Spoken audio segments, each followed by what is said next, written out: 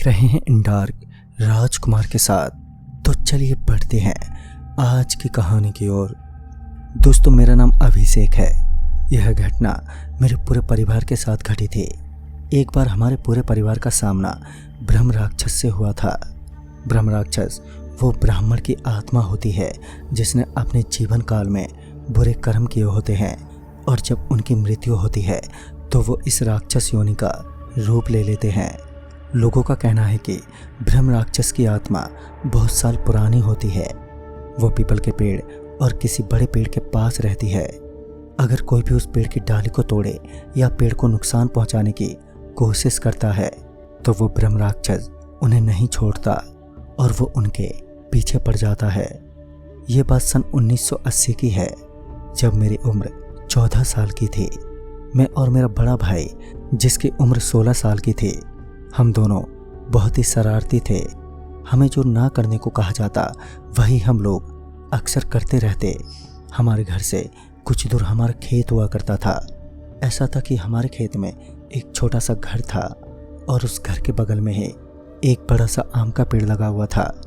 मेरे दादाजी मुझे हमेशा कहते थे कि चाहे जो हो जाए उस पेड़ को छूना नहीं और उस पेड़ को ऐसे ही रहने देना और उसके पास भी नहीं जाना है। हम उनकी बात समझ नहीं पाते थे। हमें लगता कि दादाजी की यह कोई साजिश है और वो नहीं चाहते कि हम उस पेड़ के आम तोड़ें और खाएं। और होता भी कुछ ऐसा था। उस पेड़ के आम कोई भी नहीं तोड़ता था। उस पेड़ पर आम आते और वो पक जाते और पककर नीचे गिर जाते, और उस घर के आसपास तारें और फेंसिंग लगी हुई थी। मेरे पापा कहते थे कि उनके बचपन से ही उस पेड़ के आम ऐसे ही खराब होते हैं और उनको भी नहीं पता कि दादाजी आखिर क्यों मना करते हैं उस पेड़ के आम तोड़ने से। फिर तकरीबन 2 महीने से तबीयत खराब रहने के कारण दादाजी चल बसे। उस वक्त मैं बहुत रोया था और घर भी बहुत उदास था, क्योंकि दादाजी मेरे बहुत ही करीबी थे। हमें खुद को संभालते संभालते बहुत समय लग गया था। हमारे पापा और बड़े पापा के बीच बंटवारे को लेकर लड़ाई भी हो गई। यहाँ परिस्थिति ऐसी हो गई थी कि अब दोनों को दादाजी की जायदाद का आधा आधा हिस्सा चाहिए था। फिर एक दिन सबने सोचा कि अगर वो खेत में बना छोटा सा मड़ई और वो पेड़ गिरा दें तो जगह काफ़ी मिल जाएगी। पर शायद ये आखिरी बार था जब मैं और मेरा पूरा परिवार सुकून में थे, क्योंकि अब हमारे बुरे दिन शुरू होने वाले थे। हमारी ज़िंदगी अब खौफ में तब्दील होने वाली थी। पापा और बड़े पापा ने जेसीबी की मदद से खेत वाले छोटे से मकान को तुड़वा दिया। शाम का समय हो रहा था। मुझे थोड़ा बहुत डर का एहसास भी हो रहा था। हम लोग वहीं पर गए तो हमें तो बहुत डर लगने लगा। मुझे तो बड़ा ही अजीब लग रहा था, जैसे मनुष्य से छा गई हो। उस टाट के मकान की तारें तोड़ दी गई थी। फिर सबने सोचा कि अब जब मकान को तोड़ ही दिया गया है तो पेड़ को क्यों छोड़ा जाए, क्योंकि पेड़ ही तो खेत के आधे जगह को नापे हुए था। साथ ही उसकी लकड़ियां बेची भी जा सकती थीं। जैसे ही एक आदमी ने पेड़ के ऊपर कुल्हाड़ी का पहला वार किया ही था कि तभी पेड़ जोरों से हिलने लगा, जैसे उसमें जान आ गई हो। ये सब दृश्य देखकर बाकी के लोग थोड़ा घबरा गए।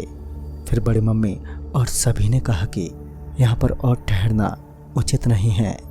पर बड़े पापा ने कहा कि अब जब आज का काम लगभग हो ही गया है तो फिर इस काम को क्यों टालें। चलिए जैसे तैसे करके पेड़ को भी कटवा देते हैं। फिर मजदूरों ने मिलकर पेड़ को काट दिया। पर अब कुछ ही देर बाद शुरू होने वाला था असली खेल। अगले दिन की बात है, पापा और बड़े पापा खेत में गए थे। वो जब अपना काम कर रहे थे कि तभी उनको ज़मीन से खून निकलता दिखाई पड़ा। उनको ये बहुत अजीब लगा, पर उन्होंने सोचा कि हो सकता है कोई जानवर मर गया हो। अब शाम होने वाली थी। पापा थोड़ा थक भी गए थे। पापा वहाँ पर खटिया डालकर थोड़ी देर के लिए सोए थे कि तभी उन्हें ये एहसास हुआ जैसे कि उनके छाती के ऊपर कोई बैठा हुआ है। पापा की हालत कुछ ही समय में इतनी नाजुक हो गई थी कि पापा ठीक से सांस भी नहीं ले पा रहे थे। पापा लगातार चीखने की कोशिश कर रहे थे और उनकी ये हालत देखकर बड़े पापा घबरा गए और बड़े पापा दौड़कर पापा के पास आने लगे, पर बड़े पापा का जैसे किसी ने पीछे से पैर पकड़ लिया था। तभी बड़ी तेज की हवाओं ने घेरा कर लिया। हर जगह तूफानी हवाओं ने आतंक मचा रखा था। जैसे तैसे करके वो घर पर आए और घर पहुंचने के बाद उन्होंने ये सारी बातें हम सभी को बताई। उसके बाद बड़ी माँ ने कहा, ज़रूर उस पेड़ का कोई राज है, वरना सब कुछ ऐसे ही नहीं होता। इससे पहले कि कुछ और ज़्यादा बुरा हो जाए, हमें पंडित जी को बुलाना चाहिए। फिर पंडित जी को बुलाया गया। वो पंडित जी उस जमीन पर गए। उन्होंने कहा, यहाँ पर मौजूद वो मड़ई के बगल वाला पेड़, उसे नहीं कटवाना चाहिए था आपको। सालों पहले किसी ब्रह्म राक्षस को उसी पेड़ में कैद कर दिया गया था। उसके बाद उस ब्रह्म राक्षस का वही पेड़ घर जैसा बन गया। अब तुम सब ने उसके घर को तोड़ने की कोशिश की है, तो इसका बदला तो वो ज़रूर लेगा। पंडित जी ने कहा कि उन्हें ज़मीन की शुद्धि के लिए वहाँ पूजा करनी पड़ेगी। पंडित जी के कहे अनुसार कुछ और पंडितों की मदद से पूजा चली। पूजा एक लंबे समय तक चली और सूर्यास्त से कुछ समय पहले ही वो खत्म हो गई। फिर पंडित जी ने पूजा संपन्न की और उसके बाद वो सब जैसे ही घर जाने लगे कि अचानक से वो मुंह के बल नीचे गिर पड़े और तभी एक बड़ी ही भयानक आवाज़ सभी को सुनाई दी, तुम्हारी हिम्मत कैसे हुई, तुम मुझे यहाँ से निकालोगे। फिर पंडित जी कोई मंत्र पढ़े जा रहे थे, पर जितनी तेजी से पंडित जी मंत्र पढ़ रहे थे उससे कहीं ज़्यादा तेजी से वो आवाज़ मंत्र को लगातार जपे जा रही थी। अब वो आवाज़ थोड़ा गुस्से में बदल गई और उसकी ध्वनि भी तेज हो रही थी। पंडित जी अचानक से जोर से चिल्लाए और बोले, भागो यहाँ से, वो राक्षस किसी को जिंदा नहीं छोड़ेगा। सारे पंडित ही वहाँ से भाग निकले। हम लोग भी वहाँ से भागने ही वाले थे कि तभी कुछ बहुत धुंधला धुंधला सा दिखा। इसके बाद हमने जो देखा उसने तो हमारी रूह कपकपा दी। हमने देखा कि उसे धुंधलेपन में से कोई निकला है। वो साफ साफ नजर नहीं आ रहा था। चांद की रोशनी में उसकी परछाई झलक रही थी।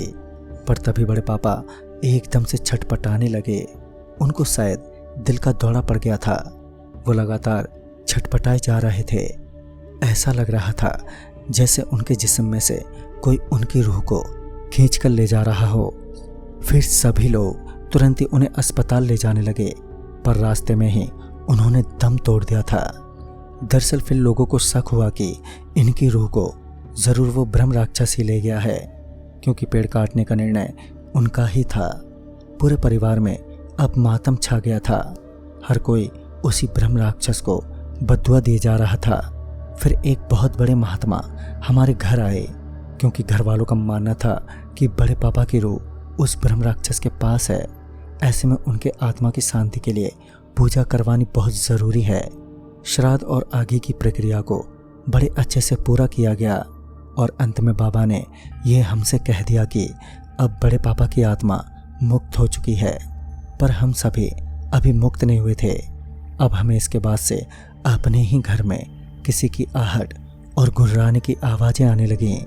ऐसा लगता जैसे कोई घर में दूसरा भी मौजूद हो। हम सबके सपनों में एक बड़ा ही भयानक राक्षस जैसा कोई आता। यह सिलसिला लगातार चलता गया। अब घर वाले बहुत परेशान हो गए थे और उनमें घबराहट भी थी। फिर हमने अपने घर में एक बहुत बड़ा यज्ञ रखा, जिसमें हमने जाने माने पंडितों को बुलवाया और बड़ी ही शांतिपूर्ण तरीके से यज्ञ संपन्न हुआ। फिर उसके बाद उन्होंने हमारी कलाई पर एक धागा बांध दिया और गले में पहनने के लिए एक कवच कुंडल दिया। उन्होंने कहा, अब आप सब लोग सुरक्षित हैं, पर अब दोबारा उस खेत में जाने से बचें। फिर उसके बाद से लेकर आज तक फिर कभी भी हमारे साथ ऐसा कुछ नहीं घटा। पर आज भी बड़े पापा के जाने का दुख और उस ब्रह्म राक्षस के खौफ का असर बरकरार है। तो दोस्तों, इस कहानी में बस इतना ही। तब तक के लिए बाय एंड टेक केयर।